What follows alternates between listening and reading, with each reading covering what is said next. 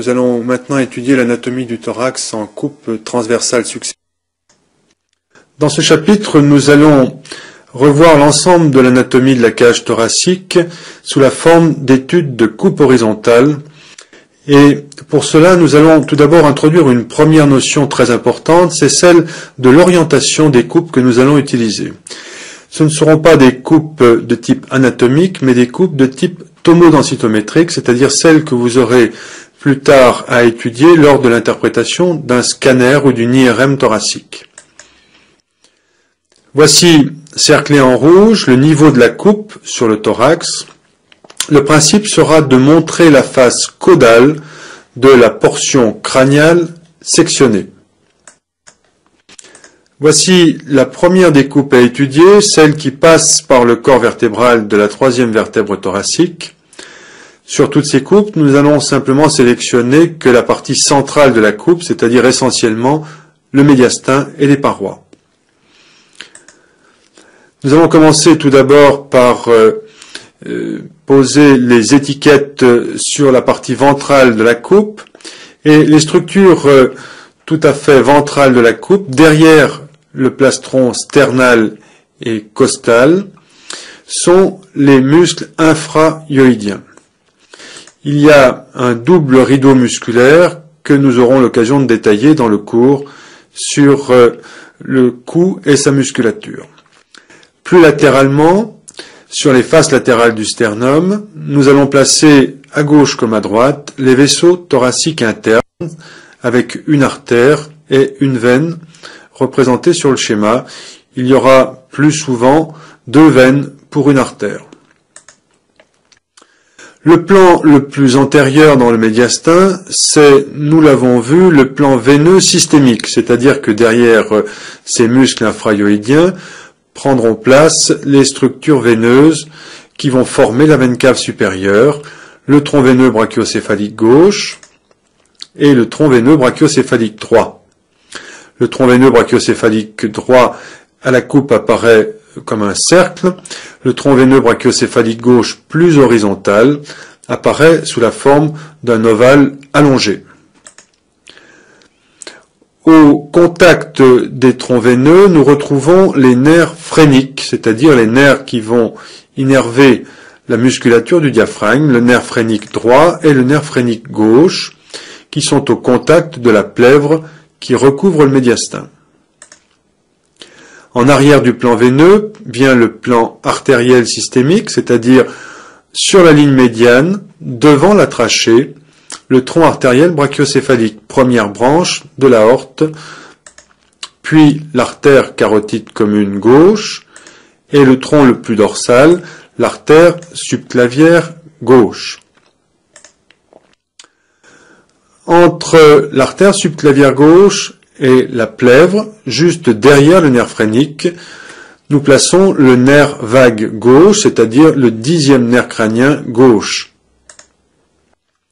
Le nerf vague droit est, lui, sur la face latérale de la trachée, qui prend place au centre de la coupe, puisque nous l'avons vu, la trachée est l'axe central du médiastin. Derrière la trachée, l'œsophage, légèrement décalé sur le bord gauche de la trachée. C'est dans cet angle entre trachée et œsophage qu'on retrouve à la coupe le nerf laryngé inférieur gauche. En arrière, sur les faces latérales du rachis, nous retrouvons les constituants de la circulation des parois du thorax, c'est-à-dire du côté gauche la veine intercostale supérieure gauche, et la veine intercostale supérieure droite sur le côté droit.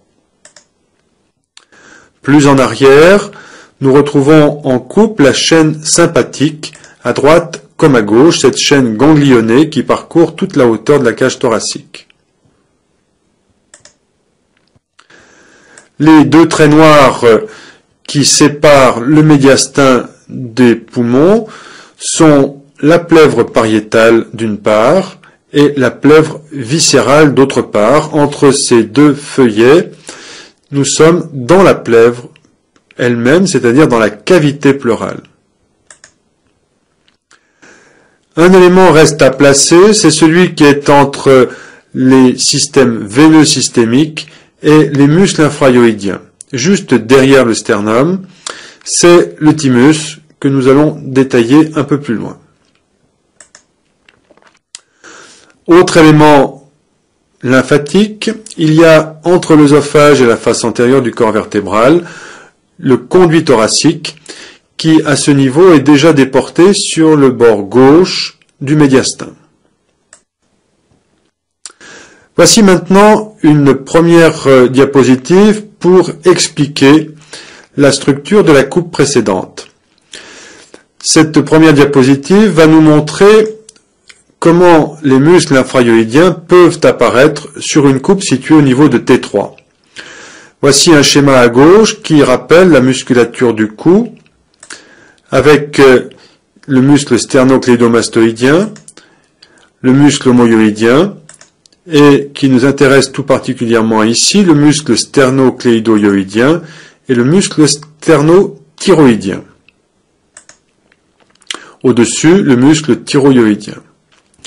Autre schéma qui montre la face dorsale du sternum et les zones d'insertion des muscles infrahyoïdiens. Tout en haut, nous retrouvons le muscle sternocléidohyoïdien et en dessous, la zone d'insertion du muscle sternothyroïdien. Sur la coupe du médiastin, la couche musculaire qui est donc la plus ventrale est bel et bien le muscle sternocléidohyoïdien et la couche musculaire dorsale, le muscle sternothyroïdien.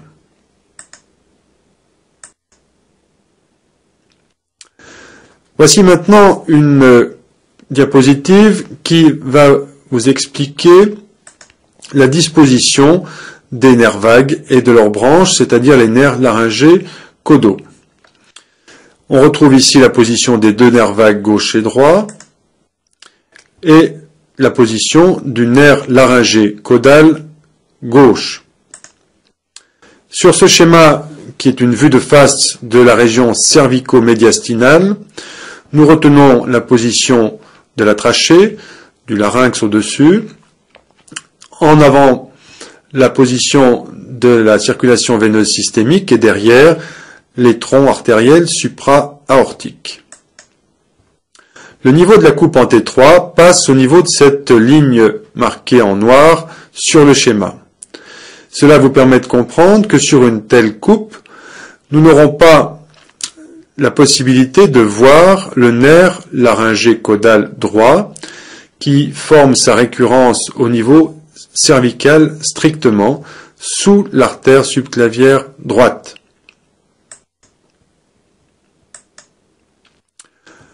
Cette diapositive va vous préciser la disposition du médiastin postérieur et insister sur les rapports entre l'œsophage et le conduit thoracique.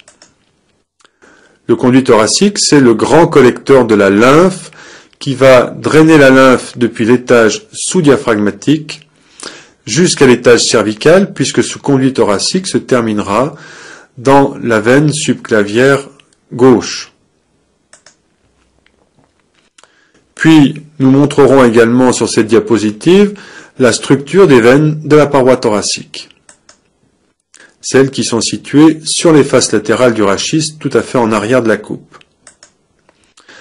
Voici un schéma qui est donc une vue dorsale du médiastin, après avoir enlevé l'ensemble de la paroi osseuse, c'est-à-dire le rachis et les côtes. Le niveau de coupe en T3 passe par cette ligne rouge. Au premier plan du schéma, nous trouvons en haut du schéma l'œsophage et sur son bord gauche, l'aorte descendante. En arrière de ces structures et sur les côtés, nous retrouvons les veines de la circulation azygos, veine hémiazygos supérieure à gauche et veine grand azygos à droite. Le conduit thoracique est cette structure marquée en 7 sur ce schéma, structure canalaire avec un canal moniliforme, c'est-à-dire qu'une succession d'étranglements et de renflements. Ce canal a une trajectoire verticale ascendante, et à la partie supérieure du médiastin, il va obliquer vers la gauche pour passer sur la face latérale gauche de l'œsophage, puis passer entre l'artère carotide commune gauche et l'artère subclavière gauche. Il formera une arche qui le conduira ventralement jusqu'à la face postérieure de la veine subclavière gauche ou du confluent entre la veine subclavière et la veine jugulaire interne. Sur la partie droite du schéma, nous retrouvons en pointillé la trajectoire du conduit thoracique jusqu'à son abouchement. Le conduit thoracique se termine donc après cette arche dans le confluent veineux ou, plus souvent, dans la veine subclavière gauche, à sa face dorsale ou supérieure. On retrouve, par ces flèches en pointillé, la trajectoire à la face postérieure de l'œsophage. Voici une diapositive qui va présenter l'organisation du système nerveux sympathique thoracique et de ses branches principales que sont les nerfs grands et petits splanchniques. Sur cette coupe, ces nerfs apparaissent sur les faces latérales du rachis en arrière du système veineux azygos. Voici une vue latérale droite du médiastin après avoir enlevé la paroi thoracique latérale. La chaîne sympathique thoracique apparaît en jaune sur le schéma comme une chaîne ganglionnée qui parcourt toute la hauteur de la cage thoracique et donc du médiastin avec un ganglion nerveux à chaque niveau du rachis. Les nerfs grands et petits splanchniques seront des branches de cette chaîne qui apparaîtront en dessous du niveau de T7. Et ainsi donc, une coupe en T3 qui passe au niveau de cette ligne blanche ne peut pas montrer les nerfs splanchniques. Seules les chaînes sympathiques thoraciques apparaissent à ce niveau. Voici une présentation du thymus. Le thymus est un organe lymphoïde qui est prépondérant dans le médiastin de l'enfant et qui, à partir de l'âge de 20 ans, va involuer pour persister au cours de la vie adulte sous la forme d'un reliquat lymphoïde et surtout adipeux. Le thymus est un organe lymphoïde très ventral dans le médiastin. Il est en avant du plan veineux systémique, en avant de la convergence des troncs veineux brachiocéphaliques gauche et droit. Le thymus est constitué d'un corps thymique qui est strictement médiastinal et de deux prolongements cervicaux qu'on appelle les cornes thymiques qui attachent le thymus au pôle inférieur de la glande thyroïde.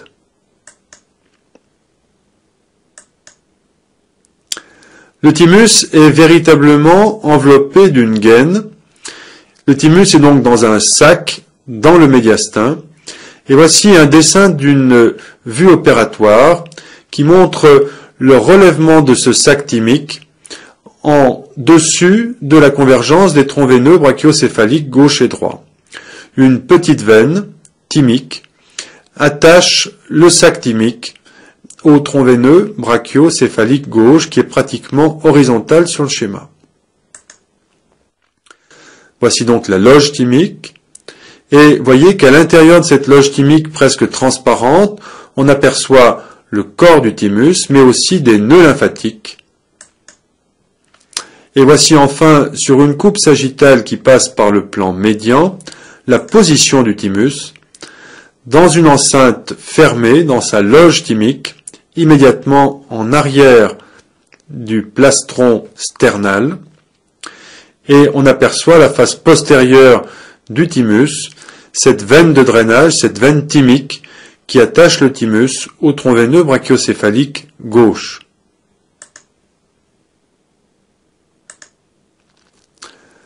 Le système d'attache qui suspend le thymus au pôle inférieur de la thyroïde prend le nom de ligament thyrothymique. C'est sans doute un terme impropre, il ne s'agit pas d'un véritable ligament, mais il y a entre le thymus et la thyroïde des structures fibreuses extrêmement denses qui ont conduit à utiliser ce terme de ligament. Voici maintenant une coupe horizontale qui passe au niveau de T4.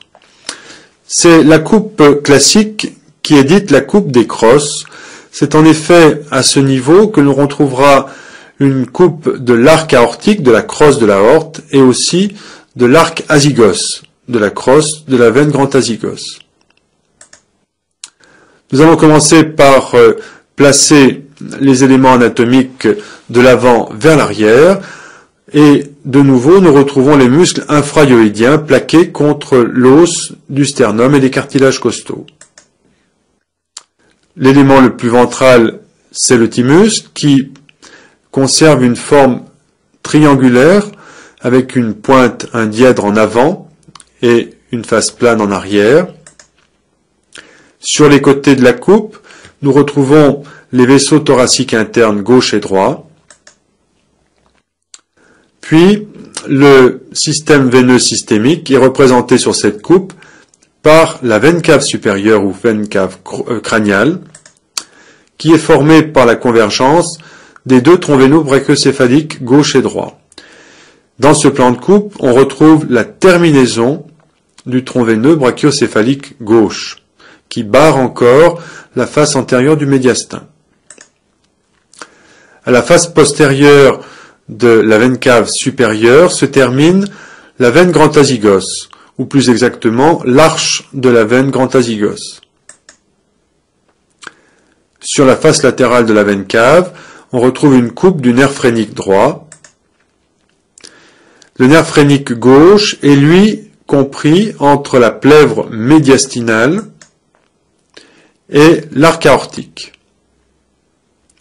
Les nerfs cardiaques sont des petits filets nerveux qui vont courir sur les faces latérales, internes et externes de l'arc aortique.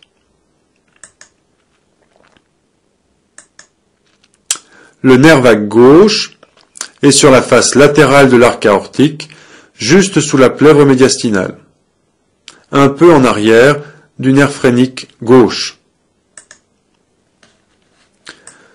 Le nerf laryngé inférieur gauche ou nerf laryngé caudal gauche est toujours dans l'angle entre l'œsophage et la trachée, en dedans de l'arc aortique. Ces pointillés jaunes rappellent simplement que dans un plan de coupe sous-jacent, ce nerf laryngé inférieur gauche va quitter le nerf vague gauche pour prendre sa place qui lui sera définitive dans le médiastin entre trachée et œsophage. Le nerf vague droit se retrouve sur le bord latéral droit de l'œsophage. Les éléments les plus postérieurs sont là encore la circulation des parois du thorax, essentiellement à la coupe la veine grand azygos à droite, la chaîne sympathique droite, et à gauche, la veine hémiazygos supérieure gauche et la chaîne sympathique gauche. Le conduit thoracique est entre l'œsophage et la face antérieure du corps vertébral. Voici une diapositive qui va expliquer le parcours de la circulation azygos jusqu'à sa terminaison à la face postérieure de la veine cave supérieure. Voici une vue latérale droite du médiastin, après avoir ôté la paroi thoracique, osseuse et cartilagineuse. En bleu, on suit les contours de la veine cave supérieure, qui reçoit le tronc veineux brachiocéphalique gauche, et ici en bleu maintenant, le parcours de la veine grand azygos qui se termine par une arche qui passe au-dessus du pédicule pulmonaire et qui se termine à la face postérieure de la veine cave supérieure. Le plan de coupe que nous présentons à droite passe au niveau de ce double trait jaune. Voici maintenant la présentation des trajectoires des nerfs phréniques. Ces nerfs qui sont destinés à mettre en mouvement les muscles du diaphragme. Ces nerfs vont parcourir toute la hauteur du médiastin sur les faces latérales. Ils sont immédiatement sous la plèvre médiastinale. Ils ont une trajectoire un peu dissymétrique, puisque vous le voyez sur le côté gauche de la diapositive, qui est une vue latérale droite du médiastin, le nerf phrénique va être plaqué contre la veine cave supérieure, puis contre l'atrium droit du cœur, et enfin contre la veine cave inférieure, pour arriver au niveau du diaphragme et donner ses branches pour le diaphragme, mais aussi son rameau abdominal. Le schéma de droite présente une face latérale gauche du médiastin. Le nerf phrénique, souligné en jaune, est plus ventral. Il va être sur la face latérale de l'aorte, puis du tronc pulmonaire, puis il va se terminer sur le diaphragme, un peu en arrière de l'apex du cœur.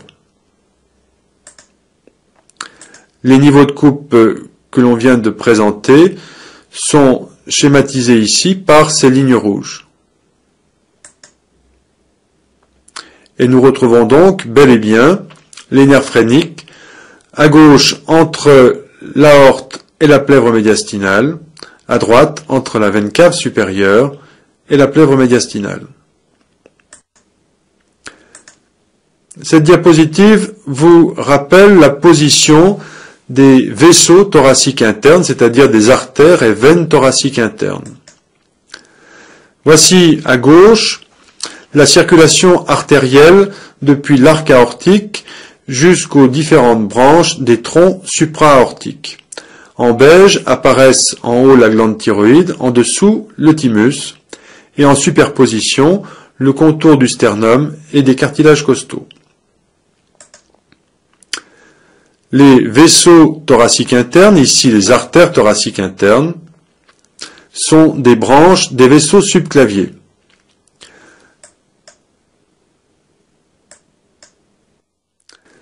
Il est important de noter que ces artères thoraciques internes vont donner une petite branche dite diaphragmatique supérieure, à gauche comme à droite.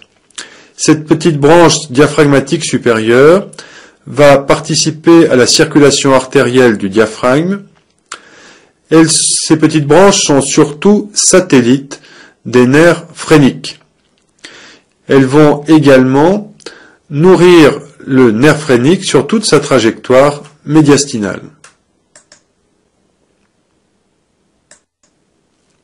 Voici une coupe passant au niveau du corps vertébral de T6.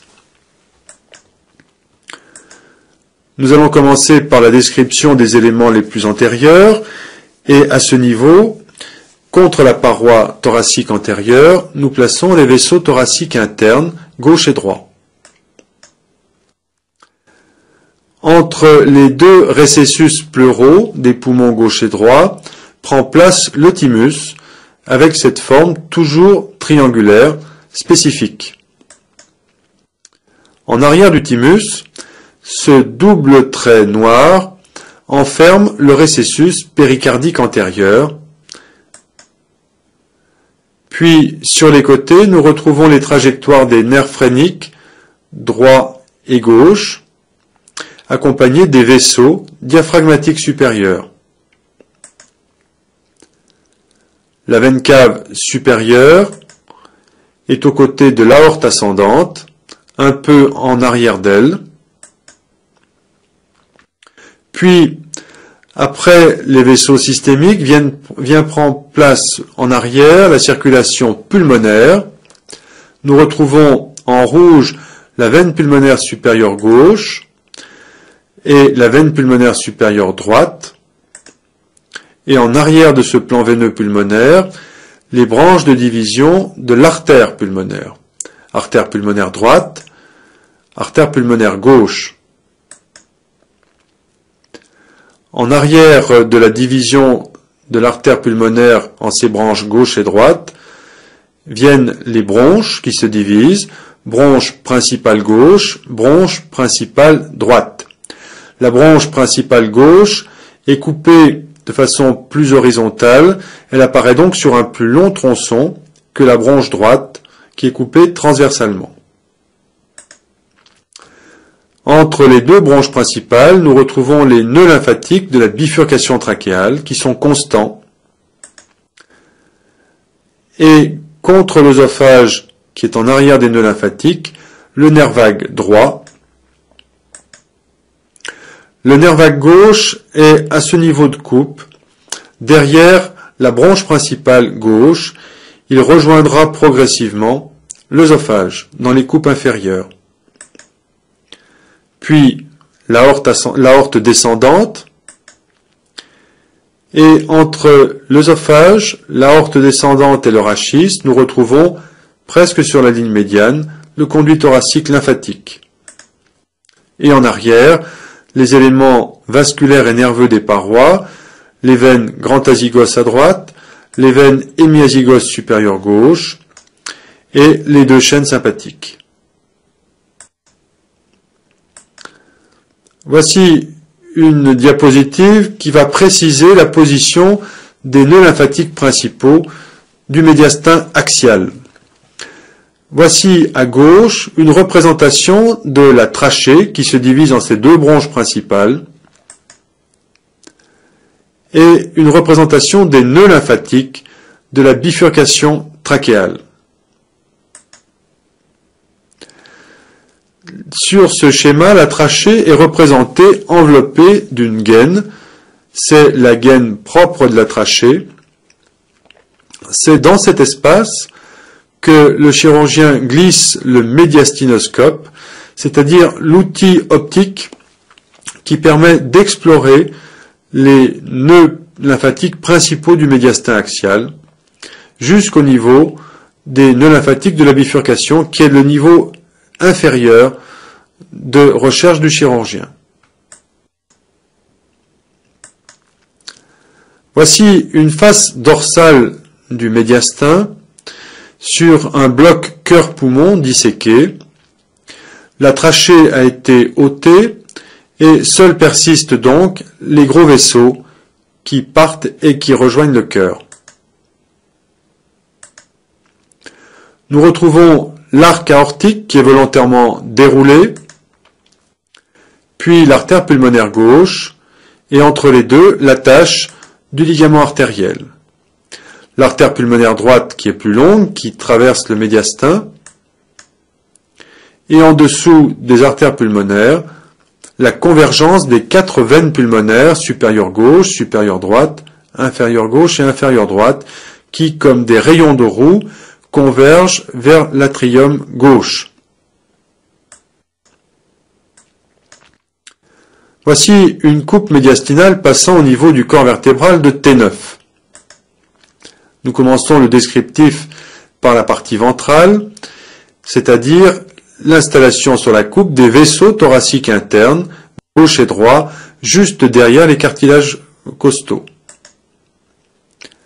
Voici le sac péricardique, qui est en fait la structure comprise entre cette double ligne noire, péricarde pariétal et péricarde viscéral. En T9, nous retrouvons une coupe qui passe par les quatre cavités cardiaques, les deux atria et les deux ventricules. Dans la paroi du cœur, nous retrouvons des coupes des vaisseaux coronaires gauche et droit. Et dans l'espace compris entre le sac péricardique et le sac pleural, on retrouve les nerfs phréniques à gauche et à droite, accompagnés des vaisseaux diaphragmatiques supérieurs.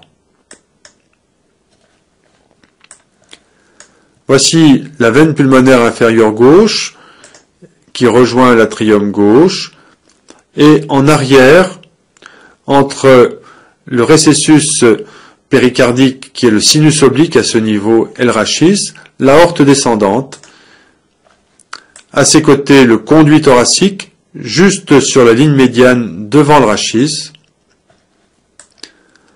puis encore plus en arrière, la veine hémiazygos inférieure gauche, la chaîne sympathique gauche. À droite, voici la veine pulmonaire inférieure droite qui rejoint l'atrium gauche. En arrière du sinus oblique, du côté gauche du médiastin, l'œsophage. Et autour de l'œsophage, les filets nerveux du nerf vague droit et du nerf vague gauche. À ce niveau de coupe, les deux nerfs vagues sont enfin plaqués contre la paroi œsophagienne. En arrière, une coupe qui passe par la veine grand azygos, puis encore plus en arrière, la coupe de la chaîne sympathique droite.